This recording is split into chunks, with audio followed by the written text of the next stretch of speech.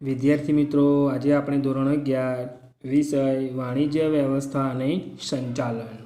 હવે વાણિજ્ય વ્યવસ્થા અને સંચાલનની અંદર વિદ્યાર્થી મિત્રો આપણે લેસન નંબર 6 જે ચાલુ છે આપણું લેસન નંબર આપણા 6ની અંદર આપણે લેસન નંબર 6 આપણું ધંધાકીય વ્યવસ્થા સ્વરૂપોનું 2 એટલે પાર્ટ 2 ધંધાકીય વ્યવસ્થાના સ્વરૂપો પાર્ટ 2 ની અંદર આપણે ઘણું બધું આપણે ચાલી ગયા છે. સહકારી મંડળીનો અર્થ જોઈ ગયા, પછી આપણે એનો અર્થ, એની લાક્ષણિકતા, એનો ફાયદા, એની આપણે ચર્ચા કરી ગયા હતા.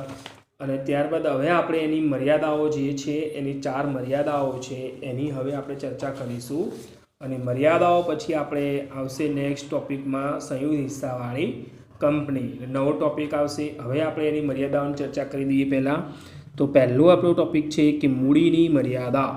તો મૂડીની મર્યાદાની આપણે વાત કરું તો એમ કહેવાય છે કે મૂડીની મર્યાદામાં આપણે જોઈશું ખાસ કરીને તો વધુ મૂડી, એમ કહેવાય છે કે વધુ મૂડી એકઠી કરવાનું મુશ્કેલ છે. જો પહેલાં તો આપણે જોઈએ કે વધુ મૂડી મારે એકઠી કરવી હોય તે મુશ્કેલ છે, પણ શેરની ઓછી કિંમત અને સભ્યો આર્થિક રીતે નબળા વર્ગના અને સભ્યધિત મતાધિકાર હોવાથી વધુ શેર ખરીદવાનું આકર્ષણ ઓછું રહેવાના કારણે મૂડીની મર્યાદા રહેતી જોવા આપણને મળે છે. એટલે એમ કહેવાય છે કે વધુ મૂડી એકઠી કરવું મુશ્કેલ બને છે કે શેરની કિંમત કેવી હોય છે, ખૂબ જ ઓછી હોય છે.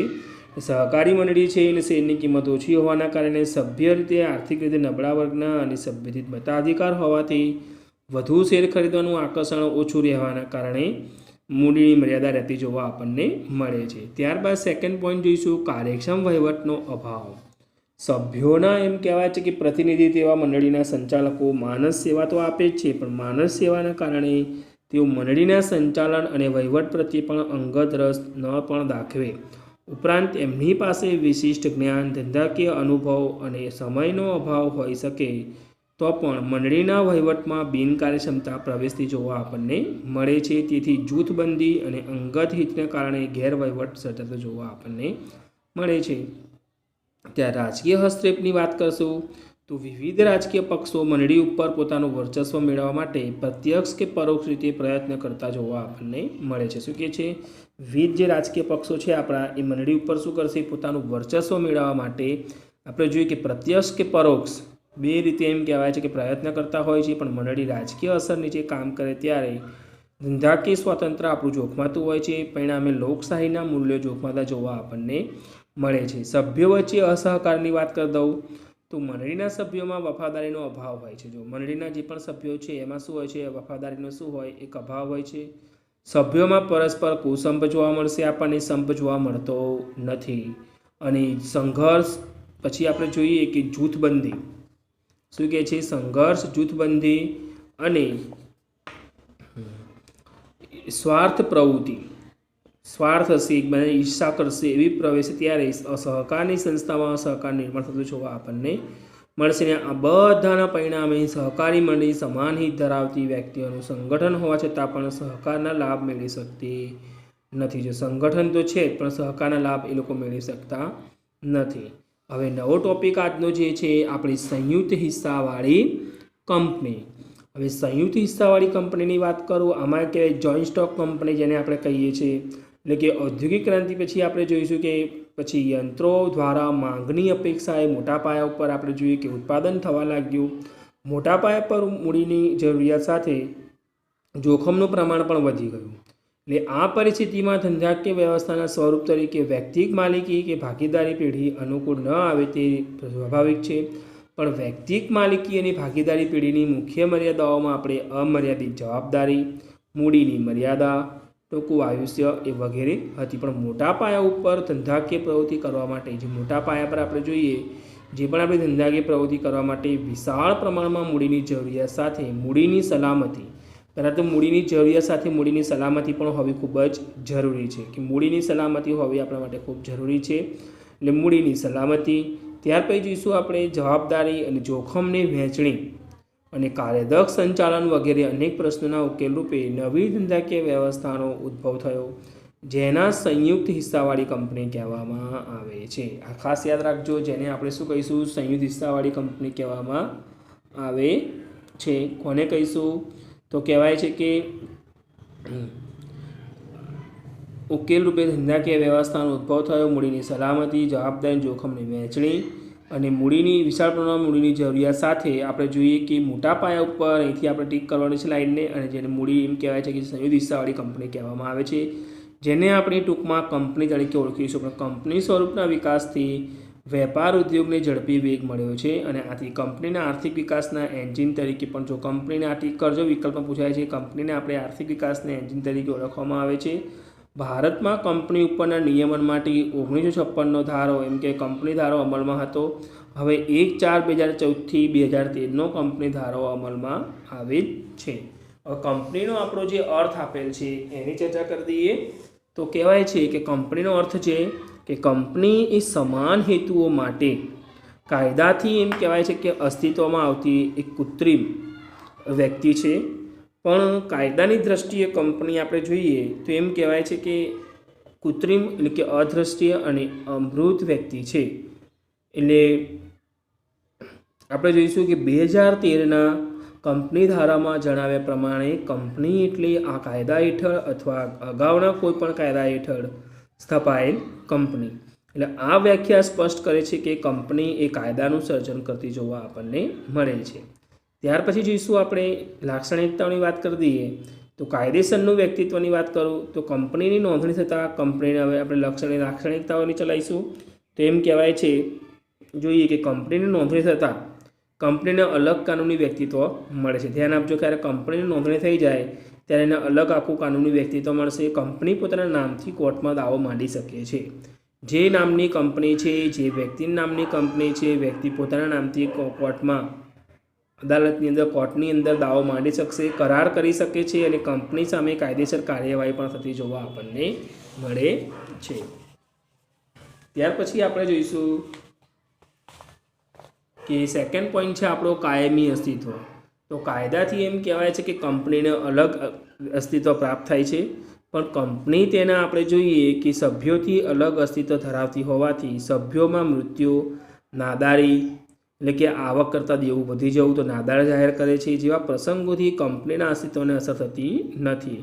ફડચાની પ્રક્રિયાથી, ફડચા એટલે નુકસાન, ફડચા એટલે શું કહેવાય, ફડચા એટલે નુકસાનમાં જાય તો નુકસાનની પ્રક્રિયાથી, આ ખાસ યાદ રાખજો વિદ્યાર્થી, હું લખી દઉં છું અહીંયા, ફડચા એટલે નુકસાનમાં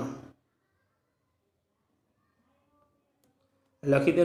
ફડચાની એટલે કે નુકસાનની પ્રક્રિયાથી જે જ કંપનીનો અંત લાવી શકાય છે. નુકસાનમાં જાય ત્યારે કંપનીનો અંત આવતો જોવા આપણને, કંપની નુકસાનમાં જાય તો કંપનીનો અંત આવતો જોવા પણ આપણને મળે છે. ત્યાર પછી જોઈશું મૂડીનું નાના નાના હિસ્સામાં વિભાજન કરવાનું છે. કંપનીની મૂડીને નાના નાના હિસ્સામાં વહેંચવામાં આવે છે. આ દરેક હિસ્સાને શેર કહેવામાં આવે છે. શેર બહાર પાડી કંપની વિશાળ પાયા ઉપર મૂડી ભંડોળ એકઠું કરી દેશે. કંપની શું કરે છે, શેર બહાર પાડશે, નાના નાના હિસ્સામાં શેરનું વિભાજન કરશે અને શેર બહાર પાડશે અને મૂડી એકઠી કરશે. શેર ખરીદનાર કંપનીનો શેર હોલ્ડર ગણાય છે. જે પણ તમે કંપનીના શેર ખરીદશો તો તમે કંપનીના શું થયા કહેવાય, શેર હોલ્ડર. આ ખાસ યાદ રાખજો, શેર હોલ્ડર કોને કહેવાય, જ્યારે તમે કોઈ કંપનીના શેર ખરીદો ત્યારે તમે કંપનીના શું થઈ ગયા, શેર હોલ્ડર થયા કહેવાઓ. શેરની સરળ ફેરબદલી કરવાની છે, એટલે કે કંપની અને કાયદાની જોગવાઈઓને આધીન રહી શેર હોલ્ડર શું કરે છે, કંપનીના શેર વેચી પણ શકે છે અને ખરીદી પણ શકે છે, અને શેરની ફેરબદલી એ કંપનીનું મહત્વનું લક્ષણ છે. સામાન્ય મહોર એટલે કોમન સીલ, કરાર, શેર પ્રમાણપત્ર, જો કરાર થશે બંને વચ્ચે, શેરના પ્રમાણપત્રો હશે, દસ્તાવેજો અને રોજબરોજના વ્યવહારોમાં કંપનીની સંમતિ દર્શાવવા માટે સામાન્ય એમ કહેવાય છે કે મહોર લગાડવામાં પણ આવે છે. સંચાલનની વાત કરી દઈએ તો કંપની કૃત્રિમ વ્યક્તિ હોવાથી, કંપની કેવી વ્યક્તિ છે, કૃત્રિમ છે, એટલે કે કંપની આપણે જોઈએ કે કૃત્રિમ વ્યક્તિ હોવાથી આવેદનપત્ર અને નિયમનપત્ર ને આધીન રહી સંચાલક મંડળ એટલે કે બોર્ડ ઓફ ડાયરેક્ટર્સ કંપનીનું સંચાલન કરશે. જો શું કહે છે, કંપની કૃત્રિમ વ્યક્તિ હોવાથી કંપનીનું આવેદનપત્ર અને કંપનીનું નિયમનપત્ર, જે નિયમો છે એના અંકુશ જે છે એમ કહેવાય નિયમ, અને આધીન રહી સંચાલક મંડળ કંપનીનું સંચાલન કરે છે. શેર હોલ્ડરો પોતાનામાંથી પ્રતિનિધિ તરીકે, જો શેર હોલ્ડરો શું કરશે, જે પણ તમે કંપનીના શેર ખરીદો તમે શેર હોલ્ડર થયા કહેવાઓ, અને તમારામાંથી જ એક પ્રતિનિધિ તમારે ચૂંટવાનો છે. દાખલા તરીકે કોઈ એક કંપની છે ટાટા, તો એ કંપનીના તમે 100 જણાઓએ 100 વ્યક્તિઓએ એ કંપનીના શેર ખરીદે તો તમારામાંથી જ એક વ્યક્તિને તમારે ચૂંટવાનો છે, જે 100 વ્યક્તિઓમાંથી એક વ્યક્તિને તમારે પસંદ કરવાનો છે, જેને સંચાલક મંડળ કહેવામાં આવે, જેને આપણે ડાયરેક્ટર કહીએ છીએ. સંચાલકો સામૂહિક રીતે સંચાલક મંડળ તરીકે ઓળખાય છે, જે કંપનીનું સંચાલન સંભાળે છે. આમ કંપનીમાં માલિકી અને સંચાલન બંને અલગ જોવા આપણને મળે છે. ત્યાર પછી આપણે જોઈશું સભ્ય સંખ્યા, સભ્યનો દરજ્જો. તો કંપનીમાં સંચાલન અને માલિકી અલગ હોવા ઉપરાંત કંપનીને અલગ કાનૂની કૃત્રિમ વ્યક્તિત્વ મળતું હોવાથી કોઈ સભ્ય કંપની વતી કરાર કરી શકે નહીં કે સભ્યના કોઈ કૃત્યથી કંપની બંધનકર્તા બની શકે નહીં, પરંતુ સભ્ય કંપની સાથે કરાર કરતી જોવા આપણને મળે છે. સભ્ય સંખ્યા તો ખાનગી કંપનીમાં ઓછામાં ઓછા 2, આ ટીક કરજો, લાઈન અગત્યની છે, વધુમાં વધુ 200 અને જાહેર કંપનીમાં ઓછામાં ઓછા 7 સભ્યો, પરંતુ વધુમાં વધુ સભ્ય સંખ્યા પર કોઈ નિયંત્રણ નથી. સભ્યોની જવાબદારી જોઈશું. તો સભ્યોની જવાબદારી મર્યાદિત કે અમર્યાદિત હોઈ શકે છે. શેરથી મર્યાદિત જવાબદારીવાળી કંપનીના સભ્યોની આપણે જોઈએ તો જવાબદારી તેમણે ધારણ કરેલા શેરની રકમ પૂરતી જ મર્યાદિત હોય છે. વાસ્તવમાં અમર્યાદિત જવાબદારીવાળી કંપનીઓ ઘણી જ ઓછી જોવા મળે છે. સભ્યોની જવાબદારી મર્યાદિત છે કે અમર્યાદિત એ કંપનીના આવેદનપત્રમાં જો જવાબદારી એની મર્યાદિત કે અમર્યાદિત એ કંપનીના જે આવેદનપત્ર આપણે છે એ આવેદનપત્રમાં જણાવવામાં આવતું હોય છે. મૂળભૂત અધિકારો જોઈએ આપણે તો મૂળભૂત અધિકારોની વાત કરી દઈએ તો કહે છે મૂળભૂત અધિકારોમાં કાયદાથી કંપનીને અલગ કાનૂની અસ્તિત્વ પણ મળે છે, પરંતુ કંપની દેશની નાગરિક નથી, તેથી નાગરિકને પ્રાપ્ય તેવા મૂળભૂત અધિકારો કંપનીને મળતા નથી. ત્યાર પછી જોઈશું શેરદીઠ મતાધિકાર. કંપનીના સભ્યો તેમની પાસે જેટલી સંખ્યામાં શેર ધરાવતા હોય તેટલા મત આપી શકે છે. જો જેટલી તમે શેર ધરાવતા હોય તમે મત આપી શકો છો, પણ શેરની સરળ ફેરબદલી અને શેરદીઠ મત એ કંપનીની આગવી લાક્ષણિકતા જોવા આપણને મળે છે. ત્યાર પછી હવે વિદ્યાર્થી મિત્રો આપણે નેક્સ્ટ લેક્ચરમાં એના ફાયદાની ચર્ચા કરવાના છે. તમારા નોટબુકમાં એક પ્રશ્ન લખવાનો છે, સંયુક્ત હિસ્સાવાળી કંપની એટલે શું, તેની લાક્ષણિકતાઓ સમજાવો. જે એની લાક્ષણિકતાઓ 10 છે તમારે ખાસ સમજાવવાની છે. અને સંયુક્ત હિસ્સાવાળી કંપનીમાં એમ કહેવાય છે કે સભ્ય સંખ્યા ખાનગી કંપનીમાં ઓછામાં ઓછી કેટલી અને વધુમાં વધુ કેટલા હોવા જોઈએ, જાહેર કંપનીમાં ઓછામાં ઓછા કેટલા સભ્યો હોવા જોઈએ. આ પ્રશ્ન તમારા નોટબુકમાં લખવાનો છે. આભાર વિદ્યાર્થીઓ.